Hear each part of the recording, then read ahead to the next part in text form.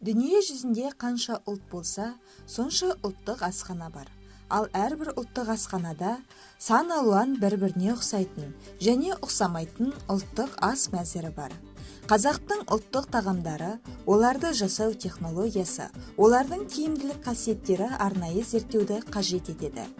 Шындап келгенде, бүгінде мынау Қазақстанда өндірілген қазақ жұртының өзіне ғана тән, өздерінен басқа ешкім жасай алмайтын мәдени мұрасы, өздеріне ғана тән дәм тұзы, дерлік дүниеміз жетерлік. Алайда ұлтымыздың атын ұлықтай түсетін, мақтаныштарымызды көрсете алмай, көзайым дүниелерімізге көңіл бөлмей келе жатқандарымыз рас.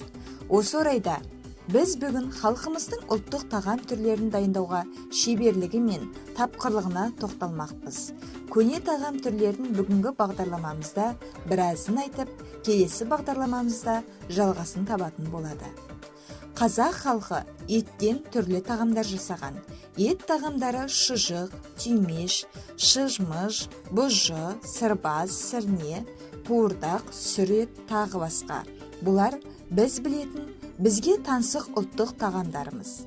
Алайда біз біле бермейтін, асхана мәзірінде мүлдем кездеспейтін, тек кітаптан ғана оқитын немесе үлкен қариялардан ғана естіп біліп жүрген ұлттық тағамдарымыз да өте көп. Қазіргі кезде олардың көпшілігі мүлдем ұмытылып барады десек те болады. Ұмытылып бара жатқан тағамдарға мына тағамдарды жатқызар едім. Қарын бөртпе, көмеш, үлпершек, жөргем, әсіп. Яғни, қарын бөртпе дегеніміз аты айтып тұрғандай, бұл қарынға салынып пісірілетін ұлттық тағам. Оны пісіріп дайындау үшін жас ет туралады, сүйектері ұсақталып шабылады. Сосын айналдырылған қарынға тұз, бұрыш, жуа қосылып, аузын мықтап буады да қазанға салып, суға қайнатады. Оның дәмі қазанға асқан етте емес, дәмді хош иісті әрі жұмсақ болады. Қарынның ішінде пісірілгендіктен өз нәрі өзіне сіңеді. Бұл да кәделі тағамдар қатарына жатады. Көмеш те қарын бөртпе сияқты қарынның ішіне салынатын ет тағамдары. Өзіңіздің қалауыңыз бойынша көкөністерді де салып пісіруге болады.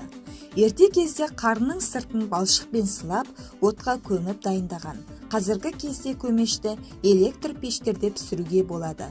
Ішіне шикі тамақ толтырылған қарынның аузын бекітіп, тесіліп, түтікше орнатылады.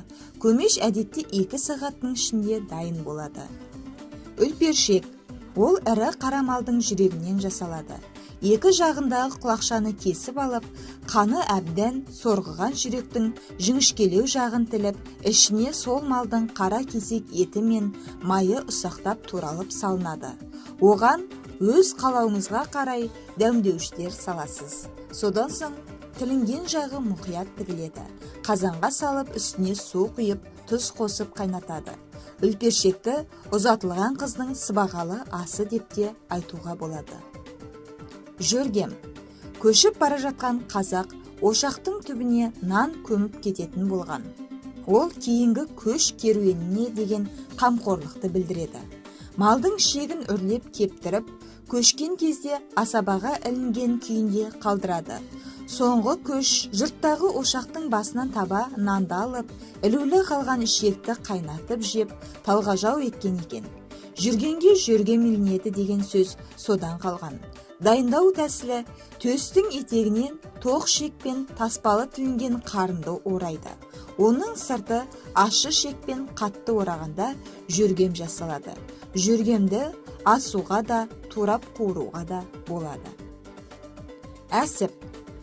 Қойдың шегін аударып, жақсылап тазалайды. Қой етінің жүрек, өкпе және бауыр сияқты жұмсақ еттерін ет тартқыштан өткізеді. Оған майдалап кесілген құйрық май, пияз, күріш, тұз және ұнтақталған бұрыш сияқты дәмдеуіштер қосылып араластырылады.